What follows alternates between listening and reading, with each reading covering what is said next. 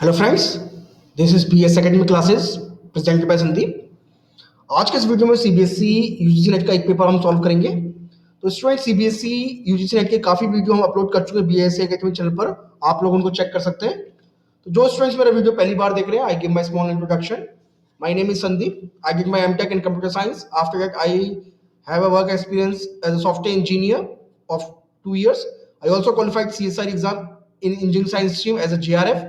I also qualified CBSE UGC NET exam as JRF 3 times, and right now I'm working as a research scientist. तो students, इस video में हम paper number 1 को solve करेंगे। और ये पेपर नंबर 1 जून 2012 में और दिसंबर 2012 में आया था, यानी हमने दोनों क्वेश्चंस को मर्ज करके एक कंबाइंड फॉर्म में एक वीडियो बनाने का यूज किया इसको। तो स्टूडेंट्स देखिए, इसमें हम इस वीडियो में हम टीचिंग एप्टीट्यूड के क्वेश्चंस करेंगे, यानी टीचिंग एप्टीट्यूड का कोई भी हमने अभी तक वीडियो डाला नहीं है, केवल एक स्मॉल इंट्रोडक्टरी वीडियो के साथ। तो देखिए, अब टीचिंग एप्टीट्यूड के हम सारे के सारे जो क्वेश्चन पेपर्स आए थे प्रीवियस ईयर्स के, वो सॉल्व करेंगे। तो इससे पहले हम लोग डीआई और आर एप्टीट्यूड,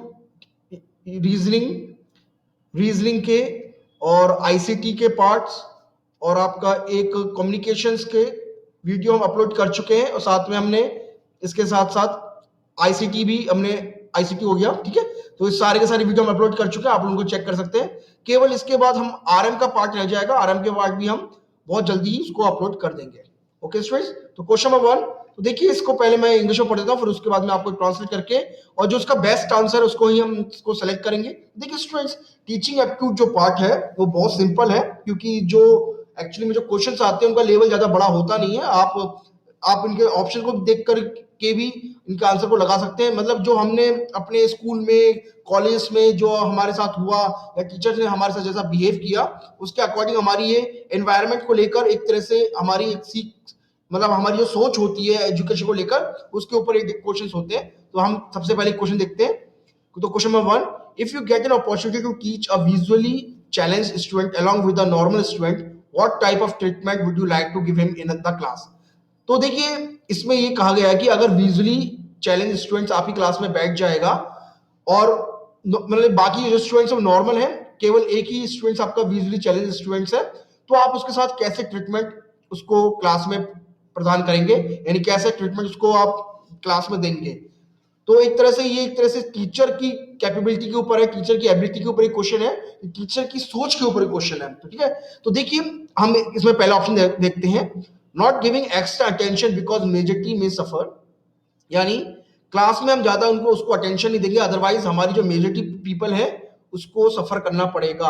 क्योंकि एक ही स्टूडेंट विजुअली चैलेंज है, बाकी लोग नॉर्मल है, स्टूडेंट्स नॉर्मल है, तो आप उसको जो विजुअली चैलेंज पर्सन है उसको आप स्पेशली अटेंशन नहीं प्रोवाइड करेंगे। क्योंकि अगर उस पर स्पेशल अटेंशन प्रोवाइड करेंगे तो बाकी की जो मेजॉरिटी पीपल है वो सफर होना पड़ेगा उनको, यानी उनको कुछ खामियाजा भुगतना पड़ेगा। टेक केयर ऑफ हिम सिंपैथेटिकली, यानी सिंपैथी शो करेंगे उसके इन द क्लासरूम, यानी उसके साथ बहुत सिंपैथी शो करेंगे। और क्लासरूम के अंदर सिंपैथी का मतलब हमने पहले बता दिया था, यानी आप एक तरह से एक किसी स्टूडेंट के साथ कोई कोई गलत हुआ है तो उसके साथ एक पिटी और सौरों की तरह एक भावना आप उसके अंदर, आपके अंदर है। You will think that blindness is the his destiny and hence you can't do anything. आप ये सोचेंगे कि ब्लाइंडनेस जो है उसका फ्यूचर है, उसकी डेस्टिनी है, और इसलिए उसी आप उसमें कुछ नहीं कर सकते, ऐसा सोचेंगे। या फिर arrange a seat in the front row and try to teach at a pace convenient to him, यानी या फिर एक और लास्ट ऑप्शन, उसके लिए आप सबसे फ्रंट में सीट को एक उसके लिए निर्धारित करेंगे और साथ में उसको देखकर आप जो उसको पसंद आएगा, जो उसके साथ, यानी उसको जो ऐसा जैसा लगेगा उसको उसके अकॉर्डिंग आप उसको भी पढ़ाएंगे।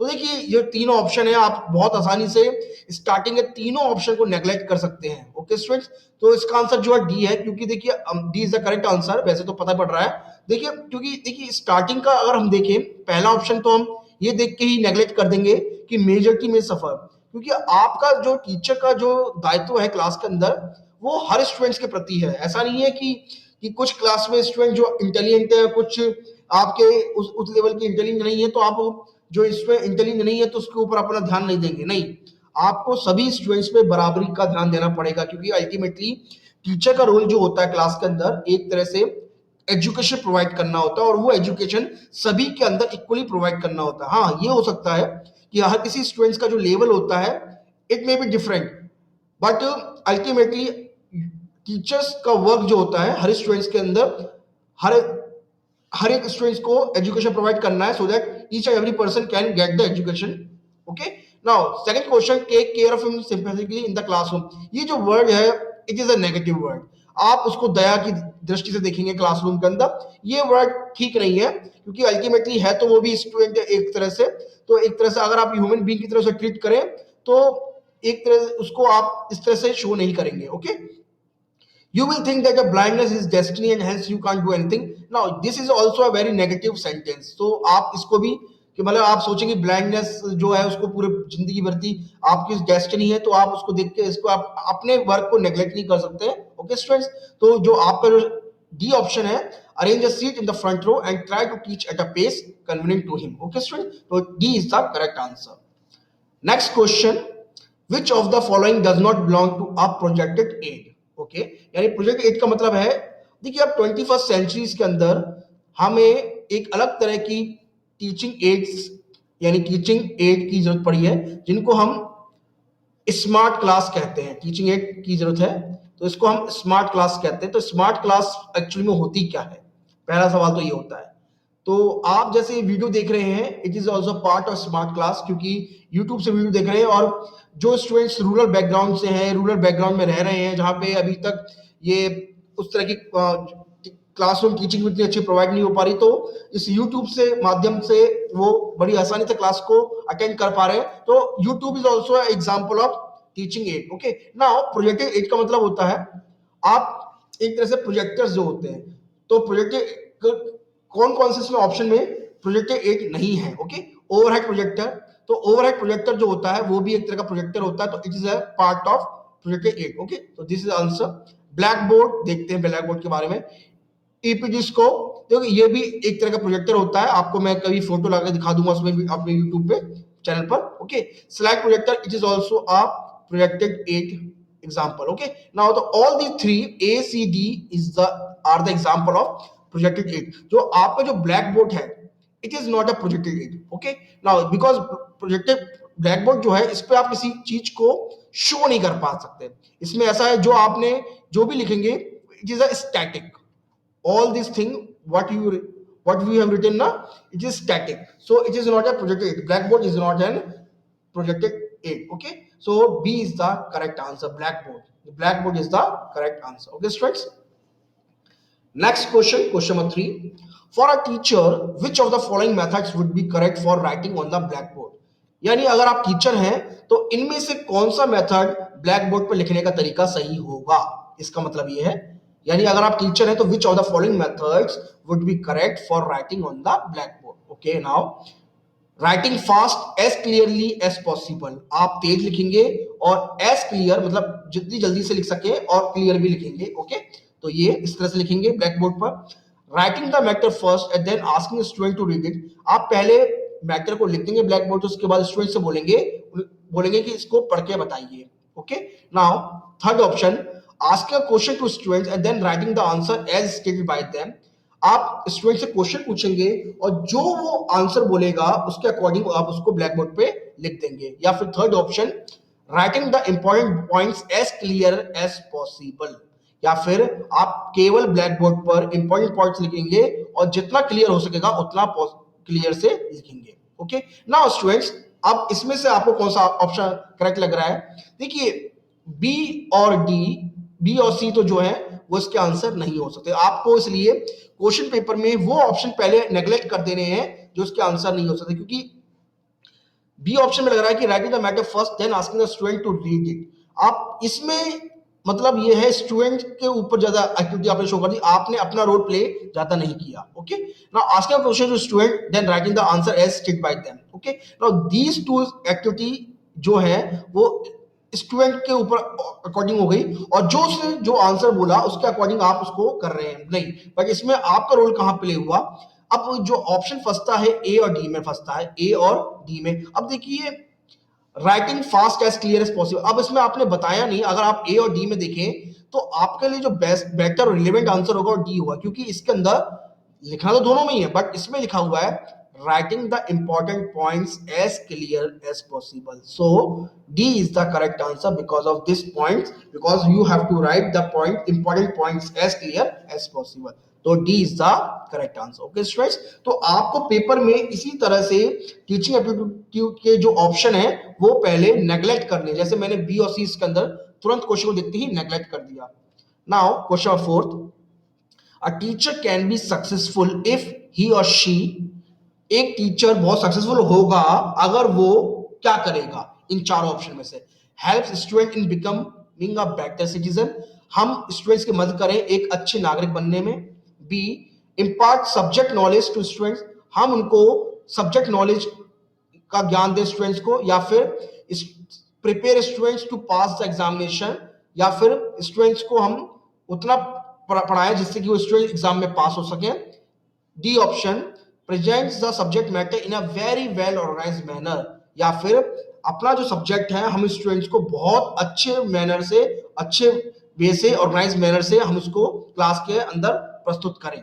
तो देखिए एक टीचर तभी सक्सेसफुल होता है जब वो अपने स्टूडेंट्स को एक बेटर सिटीजन बनाता है. अगर आप देखें तो इसके अंदर आप बी और सी जो ऑप्शन है आप उनको आराम से नेग्लेक्ट कर दोगे, जो आपका जो आंसर फंसेंगे वो ए और डी में फंसेगा. ओके स्टूडेंट, तो ए और डी में अगर आपको चॉइस आ जाए तो आप present the subject matter in a well. देखिए आप टीचर का रोल केवल क्लासरूम तक ही सीमित नहीं है. ओके, क्लासरूम तक ही सीमित नहीं होता उनका रोल, क्लासरूम के आगे भी उनका रोल प्ले होता है, क्योंकि अल्टीमेटली टीचर का जो रोल है अपने स्टूडेंट्स के प्रति स्टूडेंट्स को एक बेटर सिटीजन बनाने में है. ओके स्टूडेंट्स, एक बेटर सिटीजन बनाने में, क्योंकि अगर आप देखें बड़े बड़े टीचर को, जैसे हम अगर आज भी देखते हैं सर्वपल्ली राधाकृष्णन का जन्मदिन जो हम मनाते हैं टीचर्स डे के रूप में, तो एक तरह से वो एक ऐसे टीचर थे जिन्होंने स्टूडेंट्स को अपने सिटीजन बनाने में बोला कि हम केवल, क्योंकि हमारा दायित्व केवल स्टूडेंट्स के क्लासरूम तक ही सीमित नहीं है,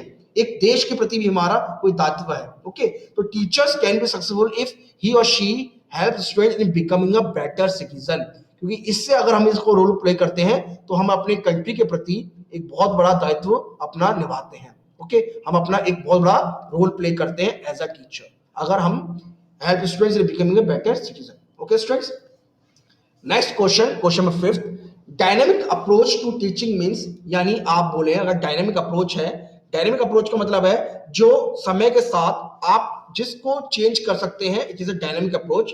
तो आप उसे क्या समझेंगे, teaching should be forceful and effective, यानी इसका मतलब है टीचिंग को बहुत कड़े रूल्स और रेगुलेशन से स्टूडेंट के सामने प्रस्तुत करना चाहिए.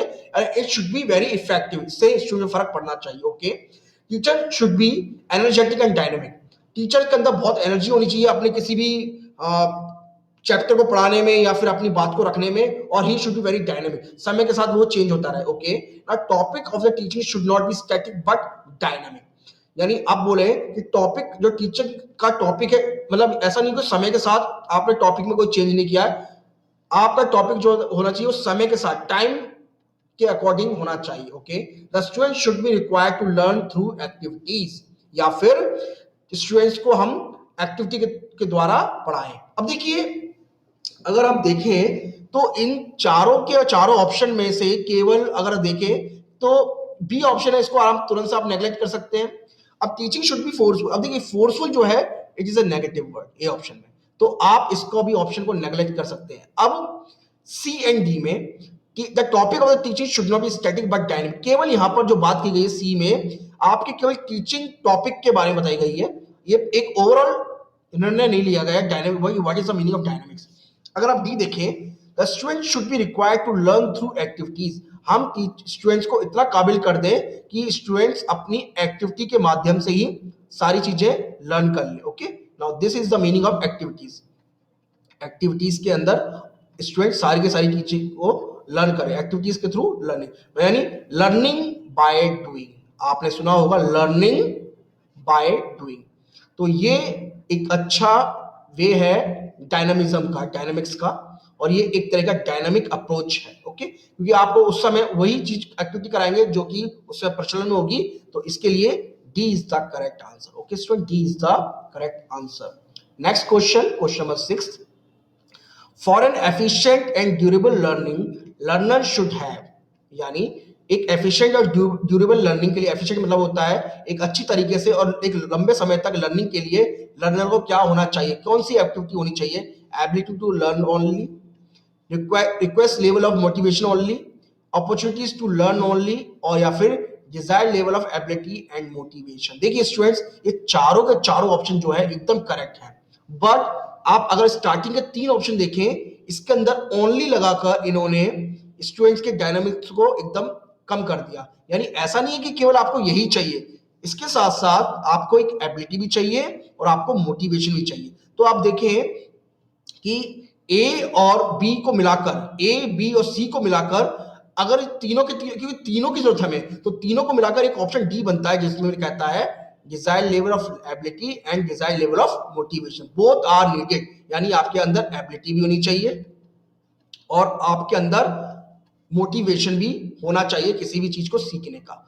देखिए स्टूडेंट का काम, टीचर का काम स्टूडेंट्स को पढ़ाना ही नहीं बल्कि एक लेवल से मोटिवेट करना होता है। जैसे आप YouTube देख रहे हैं, YouTube का चैनल देख रहे हैं, तो मेरा काम क्या है, अब मैं कितना आपको पढ़ा सकता हूं, बट आपको मैं किसी भी लेवल का मोटिवेट कर सकता हूं किसी चीज को पढ़ाने के लिए या फिर पढ़ने के लिए। ओके स्टूडेंट, तो एक टीचर का काम जो होता है अपने स्टूडेंट का अंदर मोटिवेशन प्रोवाइड करना होता है। This is the best method to impart the teaching knowledge in a student. Okay, तो इसका जो आंसर है D is the correct answer. Next question, question number 7, the best method of teaching is to, यानी best method of teaching का क्या है, impart information, यानी information को अंदर स्टूडेंट्स के अंदर हमें डालना। Ask student to read book, हमें स्टूडेंट्स से बोले कि किताब पढ़िए। Suggest a good reference material, या फिर हम उनको रेफरेंस मटेरियल के बारे में बोले कि आप इधर इधर से पढ़ लीजिए, दूसरी किताब से पढ़ लीजिए, या फिर इस वेबसाइट से पढ़ लीजिए। या फिर D option, initiate discussion and participate in it, या फिर एक डिस्कशन आप स्टार्ट करें क्लास के अंदर और उसके अंदर स्टूडेंट्स को पार्टिसिपेट कराएं। तो इनमें से क्या लगना चाहिए आपको। देखिए जो चीजें हैं जो स्टूडेंट्स को टीचिंग को प्रोवाइड करने के लिए आपको उसको इन्फॉर्मेशन प्रोवाइड करना है, उसको रीडिंग बुक्स को भी करते हैं, बट जो बेस्ट आंसर है, देखिए मैंने अभी बताया था लर्निंग बाय डूइंग, बताया था अभी आपको मैंने, लर्निंग बाय डूइंग। तो लर्निंग का जो बेस्ट मेथड है वो एक्टिविटी के थ्रू होता है, ठीक है, और एक्टिविटी के थ्रू होता है। तो एक्टिविटी को आप इसके अंदर डिस्कशन से भी स्टार्ट हो सकता है एक्टिविटीज। तो discussion is also a one of the activity inside the class, तो जिसके अंदर स्टूडेंट्स को बहुत अच्छी खासी इसके अंदर इसमें पार्टिसिपेट करेंगे और अपनी पुरानी नॉलेज या फिर जो स्टूडेंट्स अपने क्या कहते हैं अपने दूसरे कलीग के बारे में, स्टूडेंट्स के बारे में पढ़े सुनेंगे, तो उसके अंदर हो सकता है उनके अंदर भी नए डिफरेंट तरह के न्यू आइडियाज आए। तो initial discussion and participation in it is the best method of teaching. Okay student, तो D is the correct answer. Next question, question number 8, the interaction inside the classroom should generate, यानी अगर class में हम interaction करा रहे हैं students का या फिर टीचर स्टूडेंट्स का आपस में इंटरेक्शन हो रहा है, तो क्लासरूम में क्या होना चाहिए, आर्ग्यूमेंट होना चाहिए, वाद विवाद होना चाहिए, डिबेट होना चाहिए। डिबेट एक अलग चीज है, आर्गुमेंट एक अलग चीज है। आर्गुमेंट में क्या होता है, आप केवल आर्ग्यू करते हैं, यानी सामने वाले ने कुछ भी बोला आप उसको नेगेटिव लेकर अपना ही बात को प्रस्तुत करते हैं। इंफॉर्मेशन होना चाहिए, इंफॉर्मेटिव होना चाहिए, या फिर आइडिया जनरेट होने चाहिए, या फिर कंट्रोवर्सी होनी चाहिए। तो देखिए स्टूडेंट्स, ए तो नेगेटिव वर्ड है, D is also negative word. अब इसमें से जो आंसर हो सकता है बी या सी में से एक आंसर हो सकता है, बट जो आइडिया होते हैं, देखिए आप देखिए इंफॉर्मेशन से ज्यादा इंपॉर्टेंट आइडिया होता है, क्योंकि अल्टीमेटली अगर आपके दिमाग में कोई आइडिया आएगा, उस आइडिया को इंप्लीमेंट करने के लिए आपके अंदर आप आइडिया को इंप्लीमेंट करेंगे, ऑब्वियस बात है, और आइडिया को इंप्लीमेंट करेंगे तो उसके लिए आपको उस पर्टिकुलर इंफॉर्मेशन आपको चाहिए होगी किसी चीज के बारे में। ओके स्टूडेंट, तो आइडिया से इंप्लीमेंटेशन करना है, इंप्लीमेंटेशन के लिए आपके पास इंफॉर्मेशन होना चाहिए, और इंफॉर्मेशन के लिए आपको बेसिक रेफरेंस मटेरियल पढ़ना पड़ेगा। तो अल्टीमेटली आपको आइडिया से सारी चीजें ऑटोमेटिकली प्रोवाइड हो जाएंगी। ओके, तो idea is the most suitable answer for this question, तो C is the correct answer. Okay students, next question, question number 9, spare the rod and spoil the child gives the message that, यानी spare the rod spoil the child आपने सुना होगा, इसका मतलब क्या होता है, हिंदी में क्या मतलब बोलेंगे, punishment in the class should be band, यानी क्लास के अंदर हम पनिशमेंट को रोक दे, बंद कर दें। Corporal punishment is not acceptable, आप जिस स्टूडेंट्स को आप मारपीट करते हैं स्टूडेंट्स के साथ बहुत से टीचर्स, इसको एक्सेप्टेबल नहीं है। या फिर undesirable behaviour must be punished, या फिर अगर किसी तरह का स्टूडेंट कोई अनडिजायरेबल बिहेवियर शो करता है उसको पनिश करना चाहिए। और children should be beaten with the rod, या फिर चिल्ड्रन को आप रॉड से बीट करेंगे। तो देखिए स्टूडेंट्स, पहली बात तो यह है spare the rod spoil the child, it is a negative proverb. ये नेगेटिव प्रोवर्ब है जो पुराने समय से चलती हुई आ रही है, क्योंकि अब आज भी इसी वजह से बहुत से स्टूडेंट्स, आप देखा होगा, अब तो टीचर स्टूडेंट्स को क्लास में हाथ तक नहीं लगा सकता, but there was a time student teacher student को एक स्लैब तक नहीं मार सकता। ओके, बहुत तो दूर की बात है, कहना तो दूर है, स्लैब तक नहीं मार सकता। हम उसको अगर हमें कोई बात टीचर स्टूडेंट की पसंद नहीं आई है तो हम पहले उसके पेरेंट्स को बुलाएंगे और उससे ही उसकी शिकायत कर सकते हैं। ओके, तो इसमें होता है punishment the class should be band, नहीं ऐसा, ये तो पॉजिटिव हो गया, तो इसका आंसर नहीं है।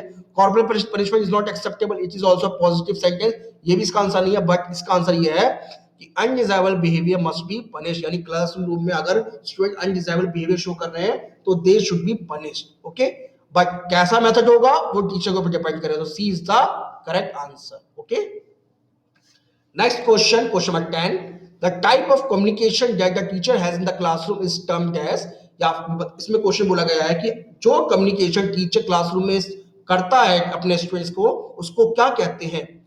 Interpersonal, mass communication, group communication, या फेस टू फेस कम्युनिकेशन। देखिए इंटरपर्सनल क्या होता है, जब एक स्टूडेंट दूसरे स्टूडेंट से एक तरह से आपस में बात करता है, या फिर हम एक ग्रुप में बैठ के बात कर रहे होते हैं और जिसमें हमारा कम्युनिकेशन एक अलग होता है टीचिंग के मेथड, टीचर को छोड़ के, तो इट इज इंटरपर्सनल कम्युनिकेशन। और आप कभी कभार इंटरपर्सनल को आप सेल्फ कम्युनिकेशन भी कह सकते हो। ओके, सेल्फ कम्युनिकेशन भी कह सकते हैं इसको। ओके स्टूडेंट्स, जो कि इसका आंसर नहीं है। मास कम्युनिकेशन में क्या होता है, एक डिलीवरी करने वाला होता है और बाकी सब लोग सुनने वाले होते हैं। This is a mass communication. Okay, mass communication. और ग्रुप कम्युनिकेशन में क्या होता है, डिफरेंट स्टूडेंट्स के ग्रुप हो जाते हैं इस तरह से, और एक फिर आपस में बात होकर एक डिसीजन में पहुंचते हैं और डिसाइड डिसीजन तक हम पहुंचते हैं। और फेस टू फेस कम्युनिकेशन तो सारे ही होते हैं, बट फेस टू फेस होता है जैसे इंटरव्यू की इस तरह से हम इंटरव्यू देने जाते हैं, तो it's example face to face. But classroom में जो कम्युनिकेशन होता है it's a group communication. C is the correct answer. C is the correct answer. तो स्टूडेंट्स, इस वीडियो में हमने जो प्रीवियस ईयर्स के जो क्वेश्चन आए थे उनको सॉल्व किया और देखा कि टीचिंग एप्टीट्यूड कितना सिंपल पार्ट है।